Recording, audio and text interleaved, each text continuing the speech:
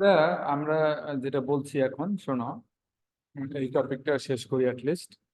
যে যখন state change হয়, কিছুক্ষণ আগে দেখিয়েছিলাম সলিড থেকে লিকুইড, লিকুইড থেকে গ্যাস, তো এনট্রপি কি হয়? এনট্রপি বাড়ে। আচ্ছা, কিন্তু এনট্রপি যে বাড়ে এটা স্মুথলি বাড়ে না। কি বুঝতে পেরেছো? সলিড থেকে লিকুইড, লিকুইড থেকে গ্যাস, এই যে এনট্রপি যে বাড়ছে এটা কিন্তু একই গ্রেজুয়ালি বা স্মুথলি বাড়ে না।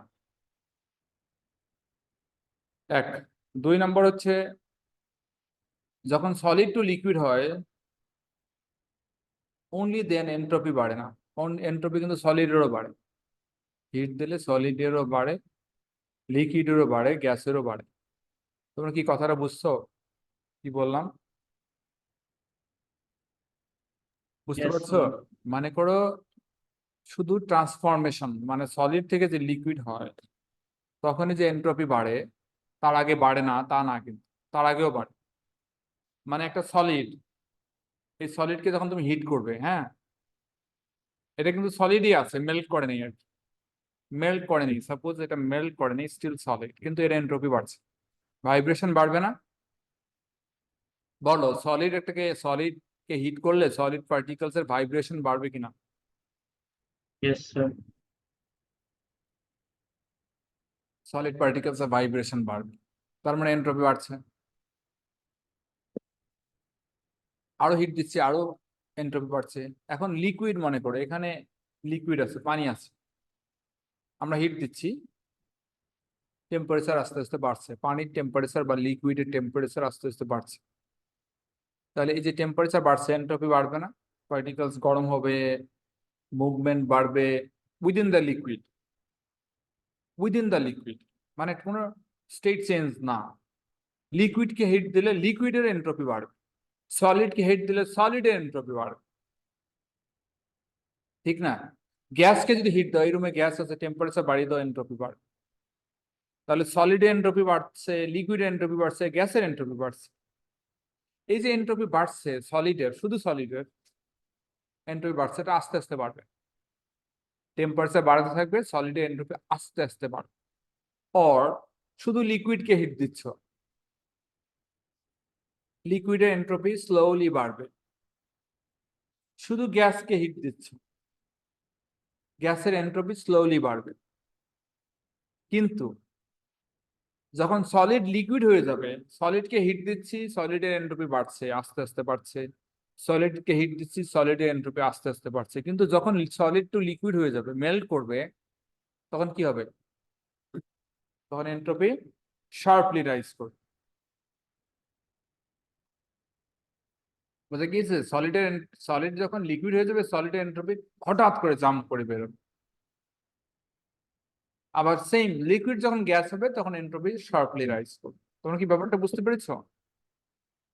তাহলে এখানে দুটো বিষয় আছে, ওয়ান টু।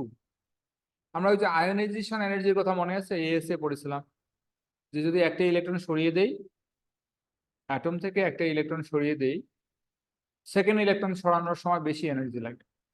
থার্ড ইলেকট্রনের সময়, থার্ড আয়োনাইজেশন এনার্জি, আরো বেশি এনার্জি লাগে। তো এরকম করে যখন একটা শেল থেকে সব ইলেকট্রন সরানো হয়, এখন আমরা ইনার শেলে চলে যাই, মানে পরের শেল থেকে ইলেকট্রন সরানোর চেষ্টা করি, ইনার শেল, তখন কি হয়? তখন বিগ রাইজ হয়, আয়োনাইজেশন এনার্জি ভ্যালুটা হঠাৎ করে লাভ দেয়। সেরকম সলিডকে যখন আমরা হিট দেবো, সলিডের এনট্রপি বাড়বে, লিকুইডকে হিট দিলে বাড়বে, কিন্তু সলিড যখন মেল্ট করবে তখন অনেক বেশি বাড়বে। লিকুইড যখন গ্যাস হবে তখন অনেক বেশি এনট্রপি বাড়বে। এখন বুঝছো জিনিসটা? বোঝা গিয়েছে? Yes, sir.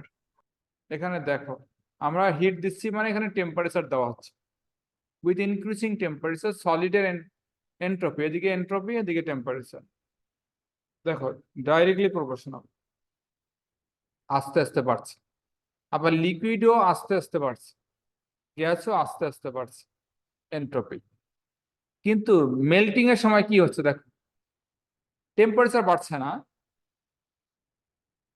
কারণ তোমরা জানো যে মেল্টিং এর সময় টেম্পারেচার রেস্টে থাকে, তাই না? যখন আমরা আইসকে হিট দেই, when we heat ice to melt, তখন কি হয়? তখন যখন মেল্ট শুরু করে তখন টেম্পারেচারটা বাড়ে না। During the course of melting, during the course of melting আইসের টেম্পারেচার জিরোই থাকে, জিরোর বেশি যায় না, মানে এটা টেম্পারেচার পজ হয়। কারণ আমরা হিট দিচ্ছি, এই হিটটা কি করে? মলিকিউল গুলাকে সেপারেট করে। The heat being use to separate the molecules, এই জন্য হিটে ইউজড আপ হয়ে যায়, এই সময় টেম্পারেচার পজ থাকে। তো এখানে দেখো টেম্পারেচার বাড়ছে, এন্ট্রপি বাড়ছে। মেল্টিং এর সময় টেম্পারেচার বাড়ছে না, শুধু এন্ট্রপি বাড়ছে। শুধু বাড়ছে না, খাড়া বাড়ছে, স্টিফলি বাড়ছে। বয়লিং এর সময়ও স্টিফলি বাড়ছে। বুঝে গিয়েছে? During melting and during boiling এই যে ভ্যালুটা বাড়ে, এন্ট্রপি শার্পলি বাড়ে, কিন্তু আদারওয়াইজ এটা গ্রেজুয়ালি বাড়ে। তোমরা কি বুঝেছো সবাই? সবাই বুঝেছো? আমি প্রত্যেক বছরই এটা পড়াই, কিন্তু এক্সামে আসলে স্টুডেন্ট অনেকে পারে না, খুব দুঃখজনক। আস্তে ধীরে বলি। বলছিলাম একটা কথা বলবো, যখন সলিড ডিজলভ করে তখন এন্ট্রপি কিভাবে চেঞ্জ হয়, এইটা দিয়ে আমাদের আজকের টপিক শেষ হবে। আগে পড়ে নাও, সলিড যদি ডিজলভ করে, মানে আয়নিক কম্পাউন্ড ডিজলভ করে, তাহলে আয়নিক এর এন্ট্রপি কিভাবে চেঞ্জ হয় একটু পড়ো আগে। First you read yourself.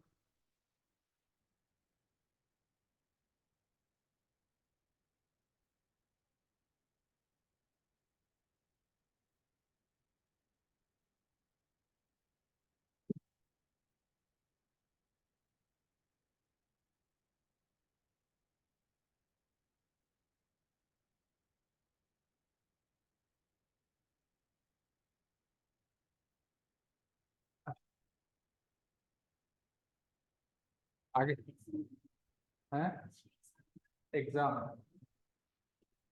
না, এক্সাম দেবো না কেন? ওই যে কিছু কোশ্চেন দিয়েছিলাম হোমওয়ার্ক, ওটা আমি জানি, ওই জন্য পরের দিন। বসো বসো। বাসা থেকে আসছো? ক্লাস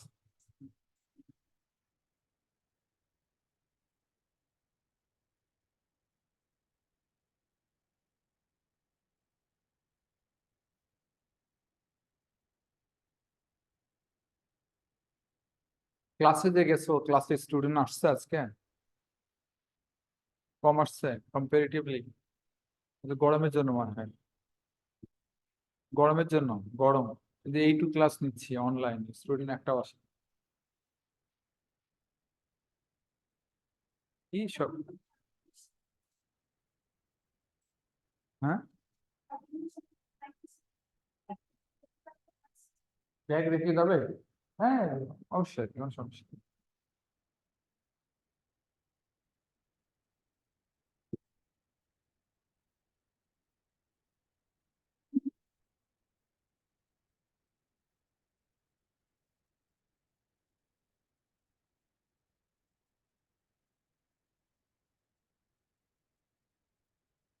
আচ্ছা, তোমরা কি এটা পড়েছো বলো? পড়া হয়েছে? Yes, sir. এখন এখানে কয়েকটা ইস্যু আছে, খেয়াল করতে হবে, কয়েকটা ইস্যু আছে, কয়েকটা ইস্যু আছে। সোডিয়াম ক্লোরাইড, তাকাও, সোডিয়াম ক্লোরাইড মানে প্লাস মাইনাস, আবার প্লাস মাইনাস।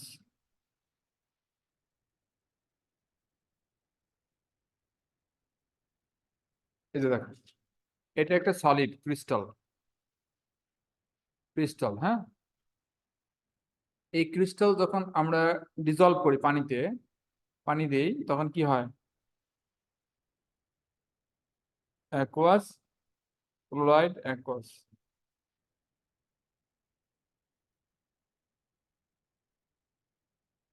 বুঝে গিয়েছে? এইরকম হয়, অনেক সোডিয়াম আয়ন, অনেক ক্লোরাইড আয়ন, অ্যাকুয়াস হয়।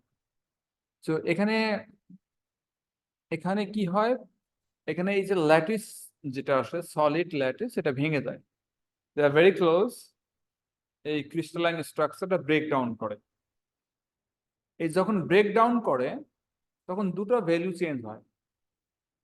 কি কি ভ্যালু চেঞ্জ হয় তোমরা পড়েছো না, বলতে পারবে? দুটো ভ্যালু চেঞ্জ হয়, একটা কি এনট্রপি ইনক্রিজ করে, যখন এই সলিডটা ব্রেক ডাউন করে তখন এনট্রপি ইনক্রিজ করে কারণ ডিসঅর্ডার হয়ে যায়। আর কি হয়, হিট অ্যাবজর্ব করে। বলো এইটুকু ক্লিয়ার কিনা? when the solid just dissolves,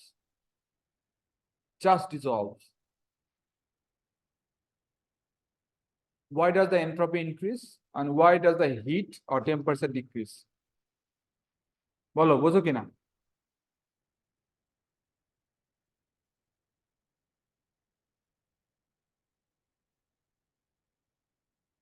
বলো বোঝো কিনা? Yes, sir. খালি একজন বুঝেছো? Yes, sir.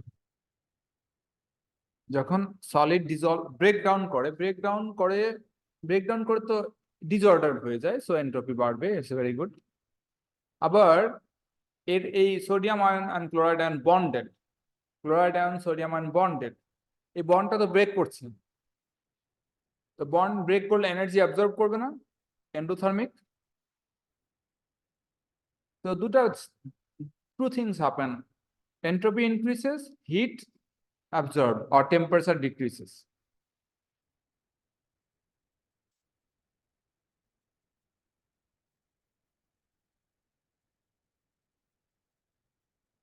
এন্ট্রপি ইনক্রিজ করছে,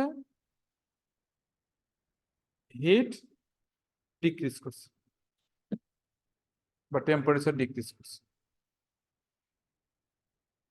এখন আরেকটা ঘটনা ঘটে এখানে, সেটা কি, এই যে sodium ion and chloride ion breakdown করে আলাদা হয়ে গেল, এরা আবার পানির সাথে বন্ড তৈরি করে অ্যাকুয়াস, এটাকে বলে হাইড্রেশন।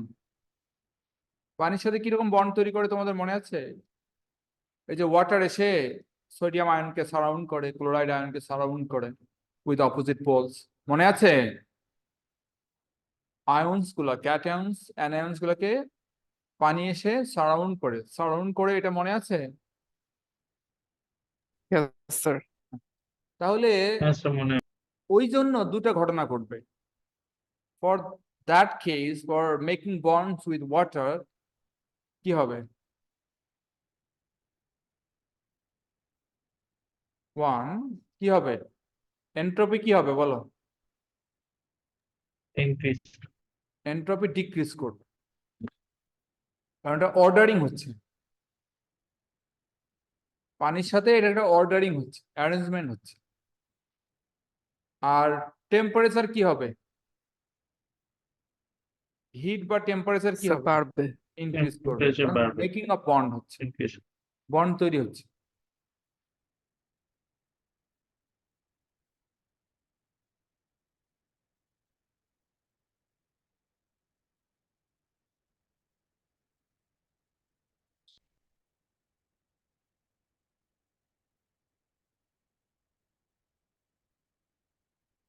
এখন আমরা কম্পেয়ার করি, এই যে এখানে এন্ট্রপি বাড়লো আর এখানে এন্ট্রপি কমলো, কম্পেয়ার করবো কোনটা বেশি হবে, হুইচ ভ্যালু ইজ গ্রেটার? এটা বুঝে যাবো। প্রথমটা না পরেরটা, কোনটা greater?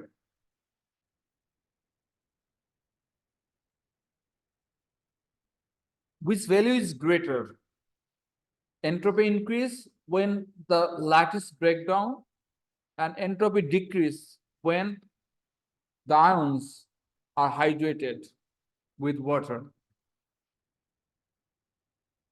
Entropy increase. Entropy increase, এটা হবে greater than entropy decrease. কেন স্যার? কেন? কে বলতে পারবে বলো দেখি, তোমরা কেউ বলতে পারবে কিনা কেন এটা গ্রেটার হবে? ইনক্রিজের ভ্যালুটা বেশি হবে দেন ডিক্রিজের ভ্যালু। কে বলতে পারবে বলো দেখি?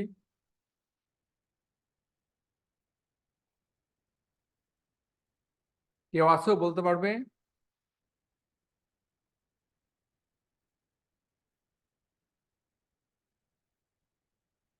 কি পারবে না? সহজ জিনিস কিন্তু এটা ডায়াগ্রাম স্যার থেকে। লেস অর্ডার্ড হয়ে যায়। কারণ হচ্ছে ডিসঅর্ডার অর্ডার তো দুটোই হয়। কারণ হচ্ছে এখানে ক্রিস্টাল যখন ব্রেকডাউন করে তখন ডিসঅর্ডারিংটা অনেক বেশি হয়। কিন্তু এই আয়ন যখন পানির সাথে বন্ড তৈরি করে তখন অর্ডারিংটা খুবই কম হয়। পানির সাথে অর্ডারিং কেমন কেমন হয় দেখো, যখন তারা ওয়াটারের সাথে বন্ড তৈরি করছে সবাই কিন্তু ঘুরে বেড়াচ্ছে, সলিড হয়ে যায় না। কিন্তু সলিড হয়, সোডিয়াম আয়ন আর ক্লোরাইড আয়ন যখন ওয়াটারে হাইড্রেটেড হয় তখন কি সলিড হয়ে যায় না, তখন স্যার পানিতেই থাকে, লিকুইডই থাকে। বুঝো? তাহলে এখানে যে ডিসঅর্ডার আর এখানে যে order, disordering is much greater than ordering. বুঝো? Disordering is much greater, yes মানে স্যার। সলিড ভেঙে একবারে ছোট ছোট আলাদা হয়ে যাচ্ছে, ডিসঅর্ডারিং অনেক বেশি। অর্ডারিং হচ্ছে সামান্য। পানির সাথে পানির water itself is separate mobile molecules. Water নিজেই তো ঘুরে বেড়াচ্ছে, তার সাথে অর্ডারিং হবে কেমন? খুব সামান্য অর্ডারিং হবে।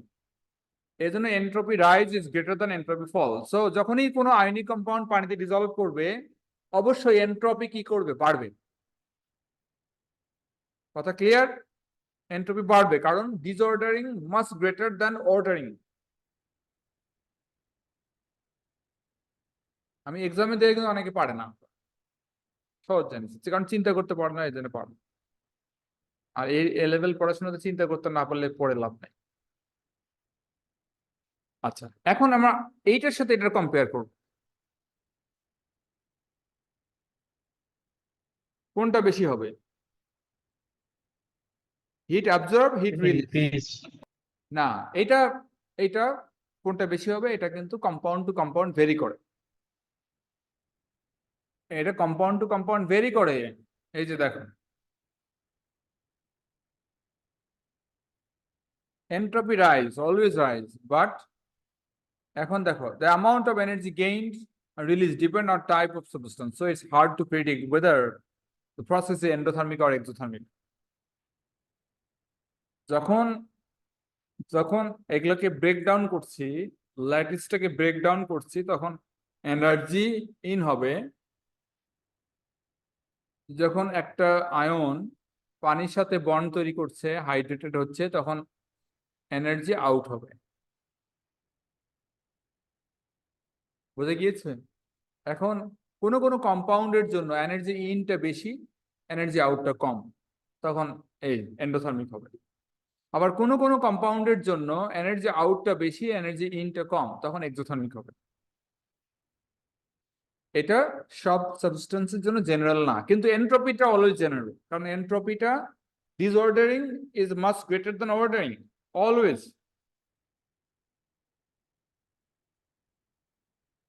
বাট হিট অ্যাবজর্ব করবে বা রিলিজ করবে এটা কম্পাউন্ড টু কম্পাউন্ড ডিপেন্ড করে। কারণ দেখো এখানে যদি সোডিয়াম আয়ন আর ক্লোরাইড আয়ন থাকে, তাহলে দেখো এই দুটা বন্ড ব্রেক করতে এনার্জি কম লাগবে। বাট এটা যদি calcium ion and oxide ion থাকে তাহলে বন্ড স্ট্রঙ্গার এবং ব্রেক করতে অনেক বেশি এনার্জি লাগবে, তখন এনার্জি ইনটা বেশি হবে। কথা বুঝে গিয়েছে? এখন এই যে Yes, sir. Charge and size এর উপরে ডিপেন্ড করে strength of the bond, also hydration energy depends on this. মানে এখানে যদি ক্যালসিয়াম হয় তাহলে হাইড্রেশন এনার্জি যেমন হবে, এটা যদি ছোট ছোট হয়, ম্যাগনেসিয়াম আয়ন হয়, হাইড্রেশন এনার্জি আরো বেশি হবে, ওয়াটারের সাথে আরো স্ট্রং বন্ড তৈরি হবে।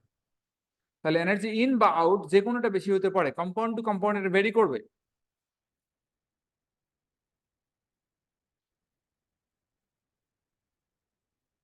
For some compounds, energy in is greater than energy out, and for some other compounds, energy out is greater than energy in.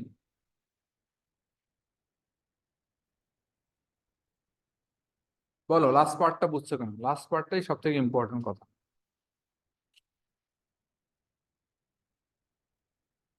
তাহলে আমরা আজকে এখানে রাখলাম, পরের দিন এসে এই কথাটা আবার রিভিউ না করা ভালো, কারণ শুরুতে এসে আমরা যেটা পড়বো সেটা বেশি ইম্পর্টেন্ট। একটু নোটটা করবে কি, একবার রিডিং পড়ে আসবে, মানে স্মার্ট হও। আমরা যা পড়লাম সেটা নোটটা একবার রিডিং পড়ে তারপরে ক্লাসে আসবে, এবং পরের দিন যেটা পড়বো সেটাও একবার রিডিং পড়ে তারপরে ক্লাসে আসবে। দেখবে ক্লাস বুঝতে কখনো অসুবিধা হবে না। কখনোই অসুবিধা হবে না। আমি আবার বলি, যতটুকু পড়েছি সেটা রিডিং পড়বে, এবং যতটুকু পড়বো সেটাও রিডিং পড়বে। তো একটা পেজ পড়েছি আর একটা পেজ পড়বো, বা দুইটা পেজ পড়ে পড়ে এসে ক্লাস করো। দেখো, ধরো পড়ছো, পরের ক্লাসে কি পড়বো তুমি আগে থেকে পড়ে আসতেছো, তুমি হয়তো বুঝবে না, কিন্তু না বুঝলেও ও ক্লাসটা বুঝবে। থ্যাংক ইউ, আজকে এখানে রাখলাম।